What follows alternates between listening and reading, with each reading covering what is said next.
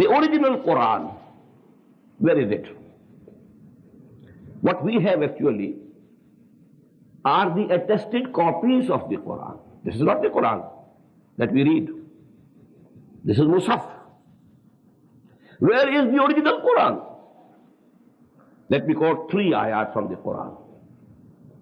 Bal huwa Qur'anun Majidun fi lawhim mahfuz. This Quran, this sublime Quran, is in the preserved tablet. Lawh mahfuz. Actual Quran is there. The original Quran is there. This is from Surah Al-Buruj. The last part of the Quran contains this surah, Surah Al-Buruj. وَالسَّمَاءِ ذَاتِ الْبُرُوجِ. And this surah ends, بَلْ هُوَ قُرْآنٌ مَجِيدٌ فِي لَوْحٍ مَحْفُوظٍ. That law which is protected, that tablet, that tabloid you may say, which is protected. Now the second, Surah Al-Waqi'ah, which I quoted in the Jummah sermon also today. إِنَّهُ لَقُرْآنٌ كَرِيمٌ فِي كِتَابٍ مَكْنُونٍ لَا يَمَسُّهُ إِلَّا الْمُطَهَّرُونَ. This is a glorious Quran. And this is there in the hidden book. Not these apparent, copies of the Quran. It is there in the Kitabum Maknoon. Maknoon. Hidden. Innahu la Quranun Kareem. Verily, it is the glorious Quran. Fi Kitabim Maknoon. And it is contained, it is written in that book which is hidden. La yamassuhu illa al-mutahharun. Nobody can touch it except those who have been extremely purified. Who are they? They are the Malaika. Al-Malaikatul Muqarrabun. Only they can touch this book.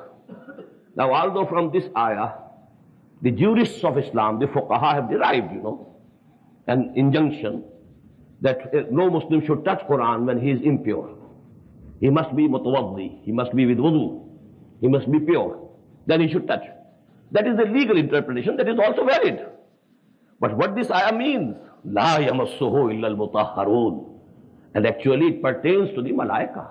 Kiramim barara. Those kiramim barara. In the last part we find that these wordings about those malaika. Bi'aydi safaratin kiramim barara. Those are the people. Those are the custodians of that hidden book. La yamassuhu illa al-mutahharun. But about the third ayah, let me mention here, there's another meaning also. You can read Quran, you can have some knowledge of it, you can be able to translate it, but you cannot reach the inner core of its guidance unless your inner personality has been purified. You won't be able to touch the inner core. That has to be there, tazkiyah. That is why in Quran we find at 3 places, tazkiyah comes before ta'aleem. هُوَ الَّذِي بَعَثَ فِي الْأُمِّيِّينَ رَسُولًا مِّنْهُمْ يَتْلُو عَلَيْهِمْ آيَاتِهِ وَيُزَكِّيهِمْ وَيُعَلِّمُهُمُ الْكِتَابَ وَالْحِكْمَةَ. First there is tazkiyah, purification of the souls, purification of the intentions of men. And then if you approach Quran, you will be able to approach its true spirit, the inner core of its meanings. Otherwise, you will just be going round and round. You won't be able to touch the inner spirit of the Quran. Anyhow, I was quoting only to the fact that this real Quran is in Lawh Mahfuz, according to ayat of Surah Al-Buruj, in Kitabim Maknoon, according to ayat of Surah Al-Waqi'ah, and the third, that is from Surah Zukhruf. Innahu fi ummil kitabi ladayna la'aliyyun hakim. This is actually in the mother book, ummil kitab. The mother book which is with us. Ladayna. It is with us. La'aliyyun hakim.